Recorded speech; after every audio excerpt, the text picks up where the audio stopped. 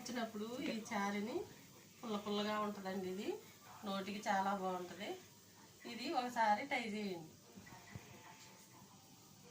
చింతపండు ఒకసారి చింతపండు చారుని ఒకసారి మా అత్తయ్య ఎలా చేస్తుందో ఒకసారి ట్రై చేయండి. చాలా చాలా టేస్ట్గా ఉంటుంది. నీళ్ళు పోసుకోవాలండి. ఇందులో చిన్న నిమ్మకాయ సైజు చింతపండు తీసుకున్నారు, వాటర్ పోసుకుంటున్నారు, ఒక టమాటా వేసుకున్నారు,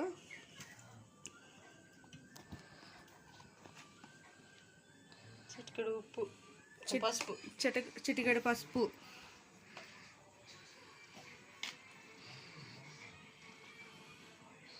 కారం కొంచెం,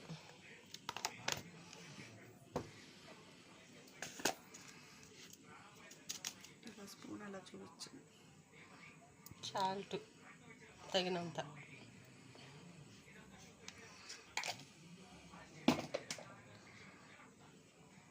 స్టవ్ మీద పెట్టుకోవాలి.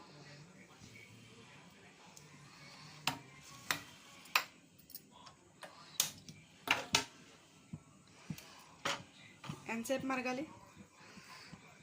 ఒక 10 నిమిషాలు మరగాలి.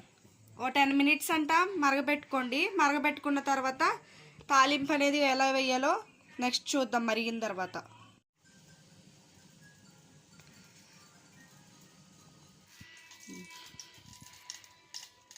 కొంచెం నూనె వేసుకు, 2 వెల్లుల్లి రెబ్బలు,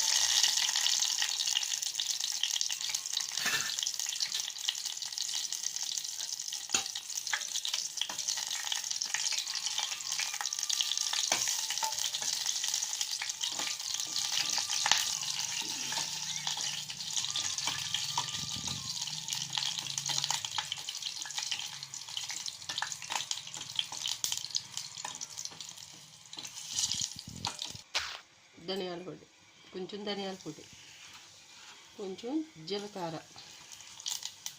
కరివేపాకు వేసుకొని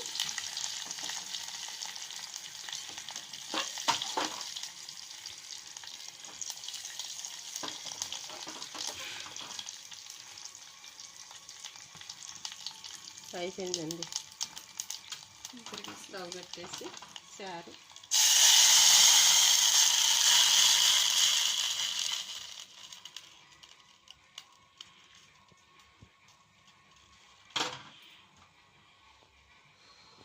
రెడీ అయిపోయిందా? చారు రెడీ అయిపోయిందండి. కొంచెం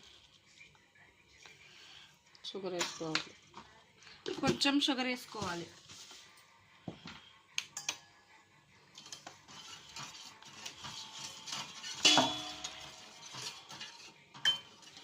షుగర్ వేసుకొని కలుపుకోవాలి. అంతే, చారు అనేది రెడీ అయిపోయింది.